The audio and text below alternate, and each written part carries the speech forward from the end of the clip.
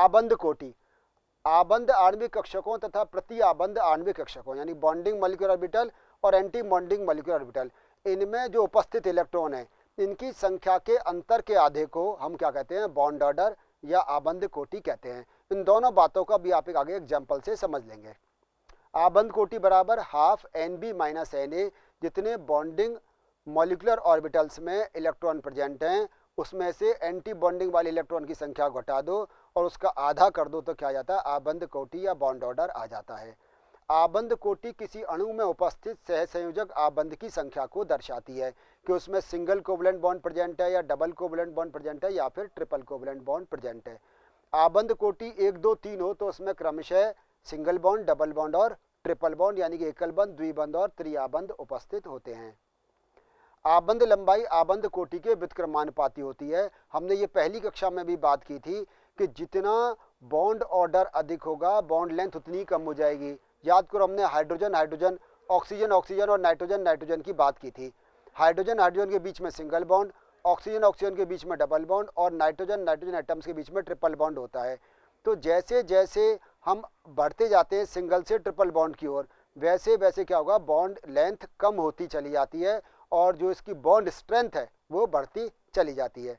यदि किसी अणु में एक या अधिक आणविक कक्षकों में अयुग्मित इलेक्ट्रॉन उपस्थित हों तो वो अनुचुंबकीय होगा। यानी कि हम मॉलिक्यूलर ऑर्बिटल डायग्राम बनाएं, या तो उसमें यदि सभी भर जाते हैं तो वो प्रतिचुंबकीय होगा। यदि किसी अणु में एक या अधिक आणविक कक्षकों में अयुग्मित इलेक्ट्रॉन हो तो अणु अनुचुंबकीय होगा। कहने का मतलब ये कि चाहे बॉन्डिंग या एंटी बॉन्डिंग, यदि किसी भी ऑर्बिटल में, किसी भी मॉलिक्यूलर ऑर्बिटल में अयुग्मित इलेक्ट्रॉन, अनपेयर्ड इलेक्ट्रॉन प्रेजेंट होगा यानी कि दो ना होकर एक इलेक्ट्रॉन उपस्थित होगा तो वो कैसा होगा, पैरामैग्नेटिक होगा। यदि सभी मॉलिक्यूलर ऑर्बिटल में 2 इलेक्ट्रॉन पूरे भरे हुए होंगे यानी कि सारे इलेक्ट्रॉन युग्मित होंगे, पेयर्ड होंगे, तो वो कैसा होगा, डायमैग्नेटिक या फिर प्रतिचुंबकीय होता है। समनाभिकीय द्विपरमाण्विक अणुओं में आबंधन, ये जैसा मैं पहले आपसे कह रहा था, आप एग्जाम्पल से समझेंगे तो बात और अधिक समझ में आ जाएगी। पहले एग्जाम्पल लिया हाइड्रोजन अणु। 2 हाइड्रोजन परमाणु जिनके 1s कक्षक में 1 इलेक्ट्रॉन होता है के संयोजन से हाइड्रोजन अणु बनता है। यानी कि हाइड्रोजन अणु, हाइड्रोजन मॉलिक्यूल कब बनेगा, जब 2 हाइड्रोजन एटम्स पास पास आएंगे। यही कोवलेंट बॉन्ड थ्योरी कह रही थी, यही मॉलिक्यूलर ऑर्बिटल थ्योरी कहती है। हम जानते हैं जो हाइड्रोजन जब मॉलिक्यूल बन जाएगा तो उसका इलेक्ट्रॉनिक विन्यास कितना हो जाएगा, सिग्मा 1s2। हाइड्रोजन अणु, इसमें आबंध कोटि देखो, बॉन्डिंग मॉलिक्यूलर ऑर्बिटल में दोनों इलेक्ट्रॉन आ जाएंगे और एंटी बॉन्डिंग में एक भी इलेक्ट्रॉन नहीं आएगा। तो बॉन्ड ऑर्डर क्या हो जाएगा, 2 - 0/2 मतलब 1। और चूंकि दोनों इलेक्ट्रॉन किस में आए हुए हैं, बॉन्डिंग मॉलिक्यूलर ऑर्बिटल में आए हुए हैं, इसलिए इसमें दोनों में, एक कक्षक में दोनों इलेक्ट्रॉन प्रेजेंट हैं, एक भी अयुग्मित इलेक्ट्रॉन नहीं है, तो ये कैसा होगा, प्रतिचुंबकीय। हीलियम की बात करें तो हीलियम के एक एटम में कितने होते हैं, 2 इलेक्ट्रॉन होते हैं। तो 2 एटम में कितने हो गए, 4 इलेक्ट्रॉन। अब 4 इलेक्ट्रॉन में से 2 तो आ जाएंगे 1s बॉन्डिंग में और 2 आ जाएंगे 1s एंटी बॉन्डिंग में। इससे पहले हमने हाइड्रोजन का केस देखा था, तो हाइड्रोजन केस में क्या था, दोनों में एक एक इलेक्ट्रॉन थे। तो एक एक थे तो पहले किस में आएंगे, दोनों बॉन्डिंग मॉलिक्यूलर ऑर्बिटल में आएंगे क्योंकि उसकी एनर्जी कम है, तो पहले बॉन्डिंग बढ़ जाता था और हाइड्रोजन केस में एंटी बॉन्डिंग खाली रहता था। जहाँ पर बॉन्डिंग में भी दोनों इलेक्ट्रॉन आ जाएंगे, एंटी बॉन्डिंग में भी दोनों इलेक्ट्रॉन आ जाएंगे, तो इसके जो इलेक्ट्रॉनिक कॉन्फिगरेशन होगा सिग्मा 1s2 और सिग्मा स्टार 1s2। जब इसका हम बॉन्ड ऑर्डर निकालेंगे तो हाफ 2 - 2, क्योंकि Nb - Na, Nb में भी 2 हैं, Na में भी 2 हैं, तो क्या आ गया, बॉन्ड ऑर्डर 0। इसका मतलब हीलियम का मॉलिक्यूल नहीं बनता है, हीलियम का बॉन्ड ऑर्डर 0 है, क्योंकि आबंध कोटि 0 है, अतः इस अणु का अस्तित्व नहीं होता है। लिथियम अणु, लिथियम परमाणु का इलेक्ट्रॉनिक विन्यास 1s2 2s1 है। प्रत्येक लिथियम परमाणु में 3 इलेक्ट्रॉन है, अतः लिथियम अणु का इलेक्ट्रॉनिक विन्यास sigma 1s2, sigma star 1s2 और सिग्मा 2s2 होगा। यानी कि इसमें जो 2s ऑर्बिटल है उसके बॉन्डिंग में 2 इलेक्ट्रॉन आ जाएंगे और एंटी बॉन्डिंग में एक भी इलेक्ट्रॉन नहीं आएगा। तो अब इसमें हम देखें, बॉन्डिंग मॉलिक्यूलर ऑर्बिटल में कुल 4 इलेक्ट्रॉन हो गए, एक सिग्मा 1s में, एक सिग्मा 2s में, और anti bonding sigma star 1s में केवल 2 इलेक्ट्रॉन है। तो 1/2 4 - 2 = 1, यानी कि लिथियम के जो एटम्स हैं उनके बीच में एक सिंगल बॉन्ड बनता है। और चूंकि इसमें एक भी ऑर्बिटल आपको ऐसा नहीं दिखाई दे रहा जिसमें एक इलेक्ट्रॉन हो या अयुग्मित इलेक्ट्रॉन हो, इसलिए ये कैसा होगा, डायमैग्नेटिक या प्रतिचुंबकीय होगा। कुछ उदाहरण यहाँ लिखे हुए हैं, इसको और समझें गहराई से। जैसे बोरोन है, ये बोरोन, कार्बन और नाइट्रोजन की वो स्थिति है जब 2s और 2p ऑर्बिटल आपस में मिक्स हो जाते हैं। अगर हम ऑक्सीजन, फ्लोरीन और नियोन की बात करें तो यहाँ 2s और 2p आपस में मिक्स नहीं होते हैं। तो नीचे आपको अंतर दिखाई दे रहा होगा, आप जरा यहाँ ध्यान से देखें, एक पाई 2p लिख रहा है और सिग्मा 2p लिखा हुआ है। तो जब 2s और 2p आपस में मिक्स हो रहे हैं बोरोन, कार्बन और नाइट्रोजन में, तो यहाँ पाई 2p की एनर्जी कम है। और जब 2s और 2p आपस में मिक्स नहीं हो रहे हैं तो ऑक्सीजन, फ्लोरीन और नियोन में आप देख रहे हैं यहाँ पाई 2p की एनर्जी सिग्मा 2p से अधिक हो गई है। ये मिक्सिंग है, ये आप और डिटेल आगे की क्लासों में गहराई से पढ़ेंगे। अब बात करते हैं हम सबसे पहले जैसे बोरॉन की। बोरॉन में आप देख रहे हैं सिग्मा 2s में 2 इलेक्ट्रॉन और सिग्मा स्टार 2s में, यानी कि बॉन्डिंग और एंटी बॉन्डिंग में 2-2 इलेक्ट्रॉन आ जाएंगे। ये आप अच्छी तरह जानते हैं कि बोरॉन का में एटॉमिक नंबर 5 है, 1s2, 2s2, 2p1। तो 2s2 के तो 2 इलेक्ट्रॉन, एक के और 2, तो कुल 4 इलेक्ट्रॉन हो गए। 4 इलेक्ट्रॉन, एक आ गया सिग्मा 2s में, एक आ गया सिग्मा स्टार 2s में। अब बच गए 2p के एक इलेक्ट्रॉन, तो एक आ गया पाई 2px में और एक पाई 2py में। तो आपको दोनों में एक इलेक्ट्रॉन दिखाई दे रहा होगा, एंटी बॉन्डिंग इसका खाली पड़ा है। तब जब इसमें आपको अनपेड इलेक्ट्रॉन दिखाई दे रहे हैं तो कैसा होगा, ये होगा अनुचुंबकीय। और इससे आप यह भी पता लगा सकते हैं कि इसमें बॉन्डिंग में देखो आप 2 और 2 4 इलेक्ट्रॉन दिखाई दे रहे हैं, जबकि sigma star 2s anti bonding में 2 ही हैं। तो इसका मतलब इनके बीच में जो बॉन्ड होगा वो एक बॉन्ड होगा।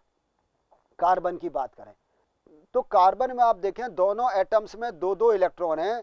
ये दोनों इलेक्ट्रॉन कौन से में, p ऑर्बिटल में, और ये किस में आ जाएंगे, ये पाई 2p में आ जाते हैं। इस प्रकार से पाई 2px और पाई 2py पूरा भर जाता है, जबकि सिग्मा 2pz इसमें खाली रहता है।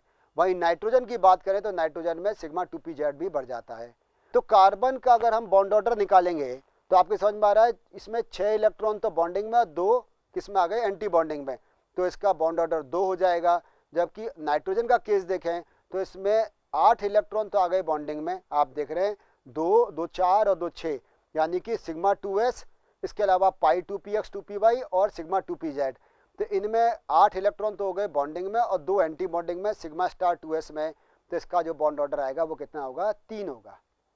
इसके बाद ऑक्सीजन की बात करते हैं तो ऑक्सीजन में अब इलेक्ट्रॉन जब बॉन्डिंग वाले पूरे भर गए तो एंटी बॉन्डिंग में जाना शुरू हो जाएंगे। तो ऑक्सीजन में 2 इलेक्ट्रॉन आप देख रहे हैं यहाँ पर एंटी बॉन्डिंग में चले गए हैं।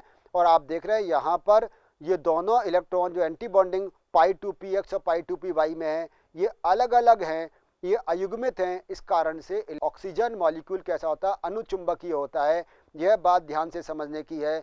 कोवलेंट बॉन्ड थ्योरी या सहसंयोजक बंध सिद्धांत यह नहीं समझा पाया था कि ऑक्सीजन की अनुचुंबकीय प्रकृति क्यों होती है, क्योंकि उसके अनुसार तो वहाँ पूरे ऑर्बिटल भर जाते थे। लेकिन MOT के द्वारा हम स्पष्ट रूप से समझा सकते हैं, क्योंकि यहाँ पर अयुग्मित इलेक्ट्रॉन उपस्थित हैं, इसलिए यह कैसा होगा, अनुचुंबकीय या पैरामैग्नेटिक होगा।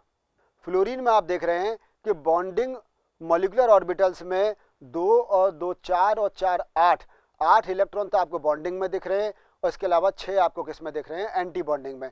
तो 8 - 6/2, यानी कि फ्लोरीन के बीच में एक सिंगल बॉन्ड होगा। वही नियोन की जब हम बात करते हैं तो इसमें जितने इलेक्ट्रॉन बॉन्डिंग ऑर्बिटल में हैं उतने ही एंटी बॉन्डिंग में पहुंच जाएंगे, यानी कि दोनों में इलेक्ट्रॉनों की संख्या समान हो जाएगी।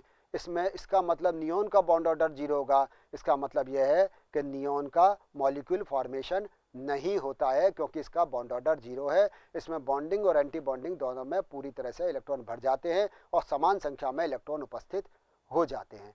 तो मॉलिक्यूलर ऑर्बिटल थ्योरी में डायटोमिक मॉलिक्यूल के बारे में हमने पढ़ा। इसके आप डायग्राम बनाने की प्रैक्टिस करेंगे तो आपको और अच्छे से ये समझ में आ जाएगा। अब इस चैप्टर के लास्ट टॉपिक की बात करते हैं, हाइड्रोजन बॉन्ड या हाइड्रोजन आबंध। आंशिक धनावेशित हाइड्रोजन परमाणु जब किसी दूसरे विद्युत ऋणी परमाणुओं जैसे फ्लोरीन, ऑक्सीजन तथा नाइट्रोजन के साथ नया बंध बनाता है तो इसे हाइड्रोजन आबंध कहते हैं। इसकी बंध सामर्थ्य सहसंयोजक आबंध से बहुत कम होती है। हाइड्रोजन आबंध को डॉटेड रेखा द्वारा प्रदर्शित किया जाता है। समझने की कोशिश करें, हाइड्रोजन पहले से एक इलेक्ट्रोनेगेटिव एटम से जुड़ा हुआ है तो वो पार्शियल पॉजिटिव है।